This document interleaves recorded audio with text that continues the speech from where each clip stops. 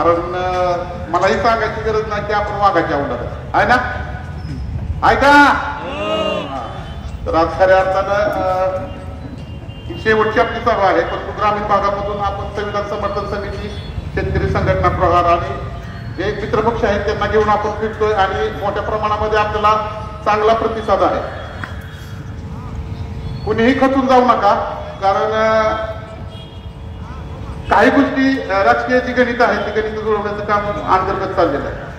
आपण बघताय की अनेक जण संविधान समर्थन समिती असेल किंवा समाज असेल, समाजाला नावं ठेवण्याचं काम करतात. तर निश्चितपणानं मला या ठिकाणी सांगायचं आहे, मी बोलणार नव्हतं, परंतु मला वाटतं की संविधान समर्थन समितीच्या वतीनं या ठिकाणी मला व्यक्त व्हावं. अजूनही सांगतो सैनिकाकडे हा बंधार उपाय आहे आणि खणखणीत आहे आणि हे चौकात उभं राहून सांगतोय. जे आरोप करतात की कुणी ह्या एका गटानं पैसे दिले किंवा दुसऱ्या गटानं पैसे दिले, तसं जर काय पुरावा असेल ना तर सैनिकाकडे ह्या चौकात आत्महत्या करून फाशी घे, एवढं ठामपणे मी या ठिकाणी सांगतोय. आरोप इथून पुढं सहन करून घेतले जाणार नाही. जीवाचं रान केले, 5 महिने आम्ही सर्वजण पळवलोय, त्याचं कुठं नाही कुठंतरी आम्हाला फळ निश्चितपणाने मिळेल. लाखो करोड रुपये घेऊन सभा या ठिकाणी केल्या जातात, परंतु इथं जेवढे बसतात तेवढे स्वाभिमानी आहेत आणि स्वाभिमानी शेतकरी संघटनेचेही आहेत. त्यांनी स्वाभिमानी म्हणजे डॉक्टर बाबासाहेब आंबेडकरांची औलादीचे या ठिकाणी बसलेले आहेत की ज्यांना कोण भेट नाहीत ते कुणाला भेट नाहीत.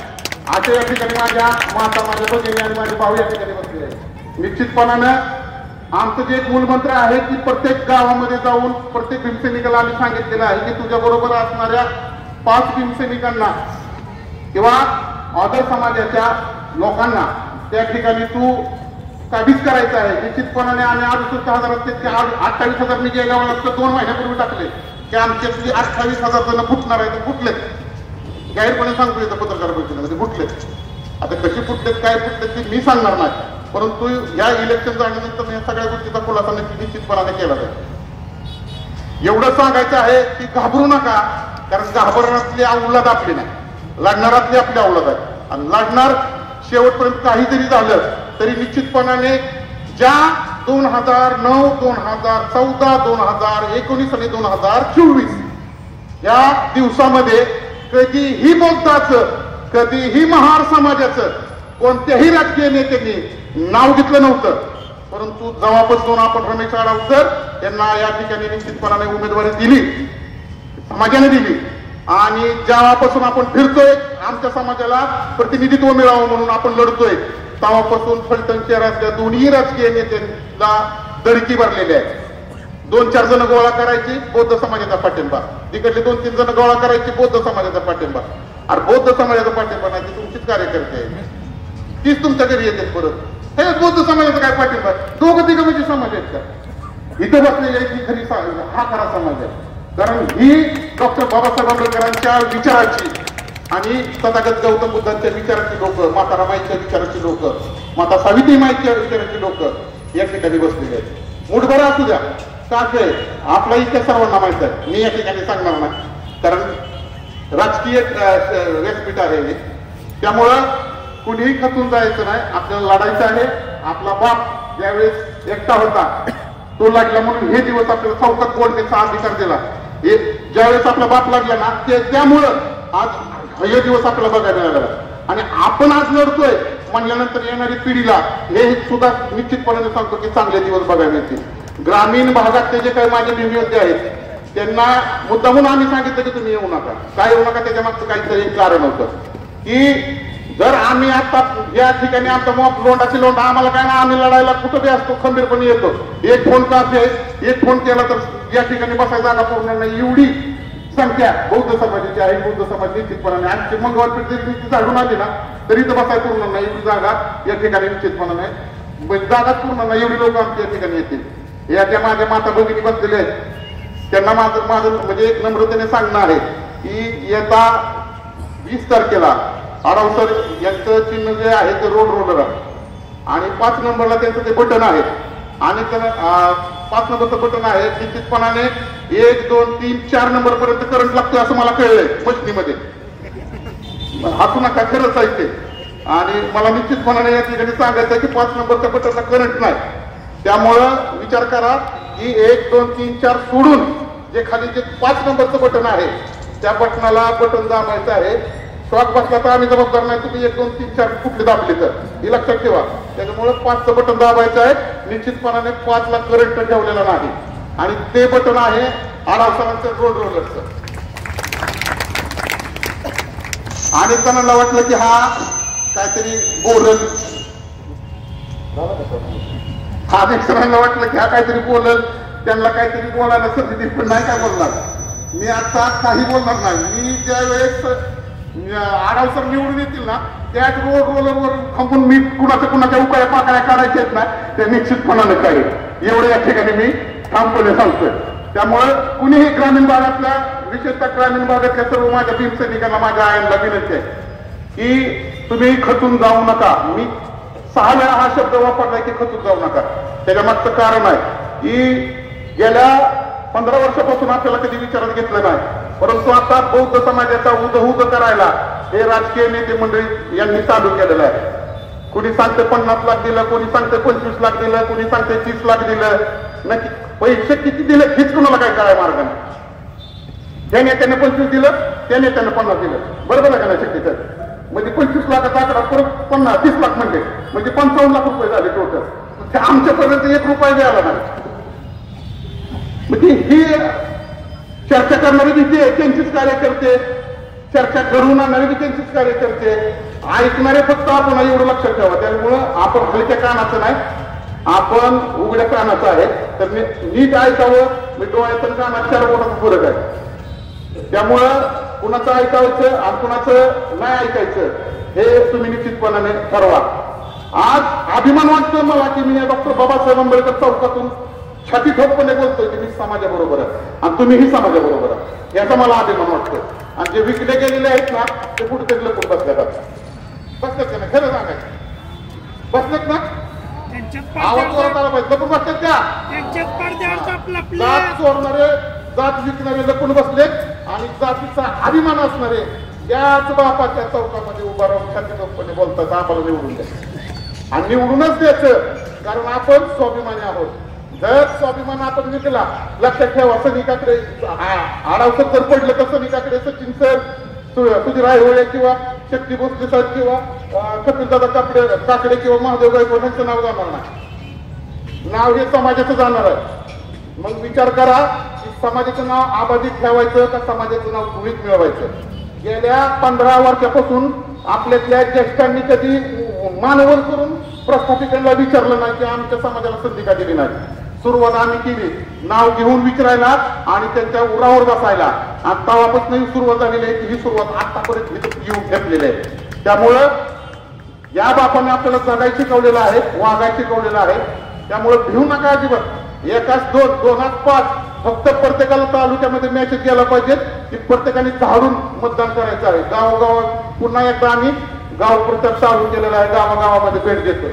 गावात भेट देत असताना प्रत्येक गावातून चांगल्या पद्धतीचा प्रतिसाद आम्हाला मिळतोय. गाव लेवलला त्यांना दाबण्याचा प्रयत्न केला जातो. शेवट राजकारण आहे, प्रत्येक गोष्टीचा या ठिकाणी दाबण्याचा प्रयत्न होणार आहे.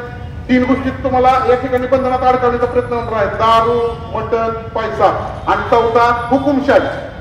त्यामुळे तुम्ही पहिल्यांदा दारू प्यायला, मटण खाल्लं, पैसे घेतलं तर तुम्ही त्या हुकुमशाही किंवा गुलामाकर तुमची वाटचाल होणार आहे. त्यामुळे गुलाम व्हायचं का वाघासारखं छाती काढून चालायचं हे तुमच्या हातामध्ये. काय करायचं? गुलाम व्हायचं का वाघासारखं राहिलं पाहिजे? वाघासारखं राहिलं पाहिजे. त्यामुळं विचार करा, अजूनही वेळ गेलेली नाही. रोड रोलर समोरचं 5 नंबरचं बटन दाबायचं आहे आणि सरांना निवडून आणायचं आहे.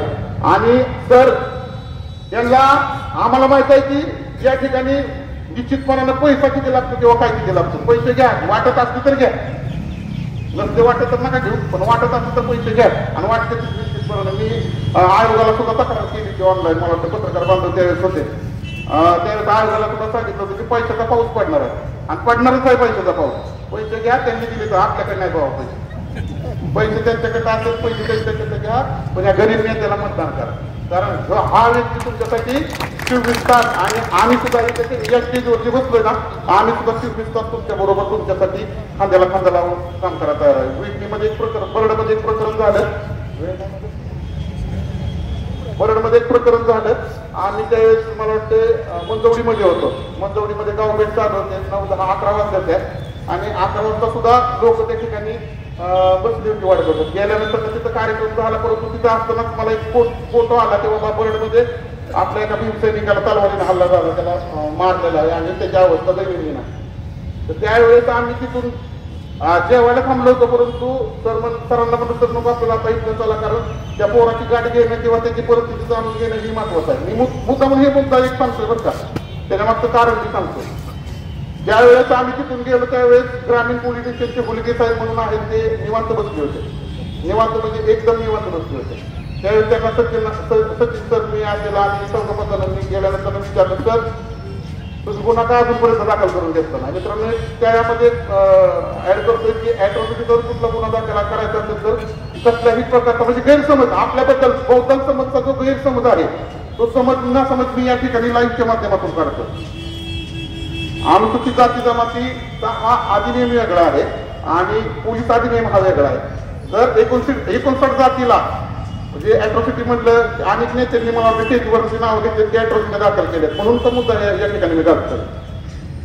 अनुसूचित जाती जमातीच्या 59 जाती आहेत. 59 जातीपैकी कुणालाही कुठल्याही ऑदर समाजाच्या व्यक्तीनं जर काही केलं, धक्काबुक्की केली, मारहाण केली किंवा काहीतरी केलं तर मनाने अॅट्रॉसिटी लागते.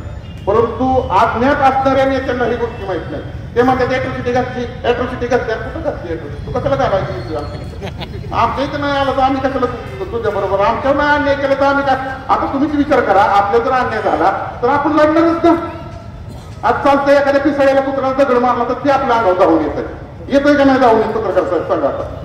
मग त्यावेळेस बर्डमध्ये आम्ही जे ग्रामीण पोलीस स्टेशनला आलो, ग्रामीण पोलीस स्टेशनला सांगितलं, त्यावेळेस हुलगे साहेबांना सांगितलं, सर सुद्धा चिडलं, मी सुद्धा त्या ठिकाणी चिडलो की हा तपास तुमच्या हातात नाही, डीवायसी साहेबांच्या हातात असतो. डीवायसी साहेब नक्की न्याय देतील. एक विचाराचे आहेत आणि पुरोगामी विचाराचे डीवायसी आहेत पलटणचे जज साहेब म्हणून. तर ते म्हणले की आम्ही निश्चितपणानं गुन्हा दाखल. साहेबांना फोन झाला, साहेब म्हणजे तुम्ही घरी जावा, त्या ठिकाणी गुन्हा दाखल करतो. 307चा गुन्हा दाखल केला आहे, त्याच्यामध्ये कलम लागलेली. हे सांगायचं कारण एवढंच की आम्ही प्रचारात असताना सुद्धा विचार केला नाही. संविधान समर्थन समिती रातून दिवसात 24 तास म्हणतोय मी तर अवेलेबल आहेच आहे, पण आता ही स्टेजवर जेवढी बसलेत का नाही तेवढी लोक सुद्धा तुमच्या बरोबर तुमच्यासाठी अवेलेबल आहेत. माझा फोन लागला नाही, बाकीच्यांचा नंबर आहे, त्यांचा फोन लागला तर आमचं काहीतरी कॉन्टॅक्ट होतं आम्ही तुमच्यासाठी.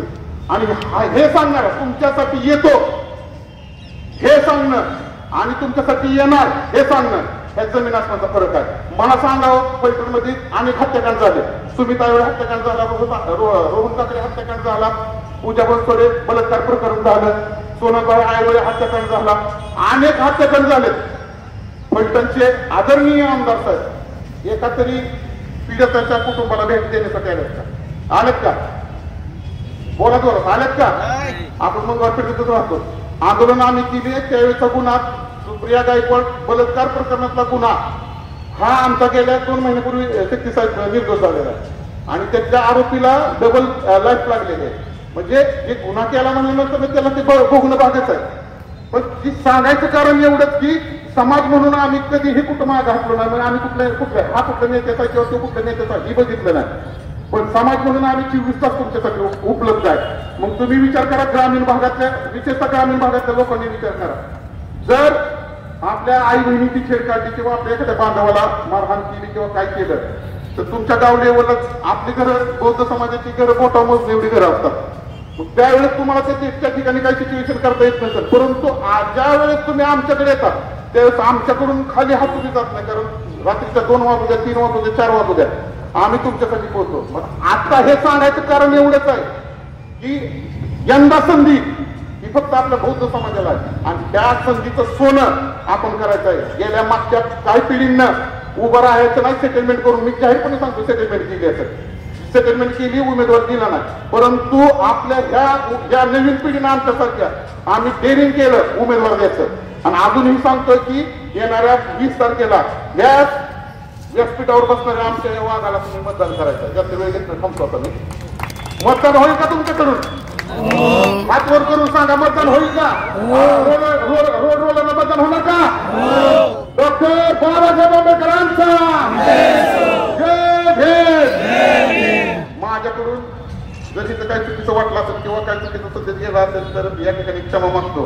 पण तसं होणार नाही, कारण माझ्या तोंडातून तसं काय जाणार नाही मला माहित आहे.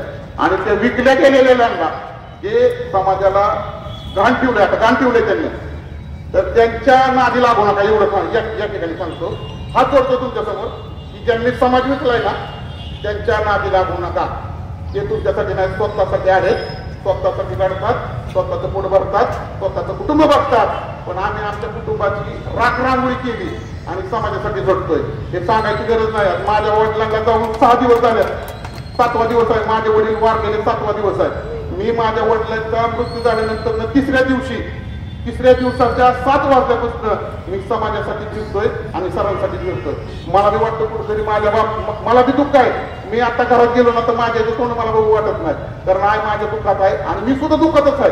परंतु मला हे सांगणं गरजेचं वाटत नाही, परंतु सांगावं असं का वाटतंय. तर एवढं दुःख होऊन सुद्धा आम्ही आमच्या घरात बसलो नाही किंवा पांगड्या घालून बसलो नाही, तर समाजासाठी लढतोय, झटतोय, समाजासाठी लढत राहणार. एवढ्या या ठिकाणी थांबतो, बोलतो, थांबतो. जय भीम, जय बुद्ध, जय भारत.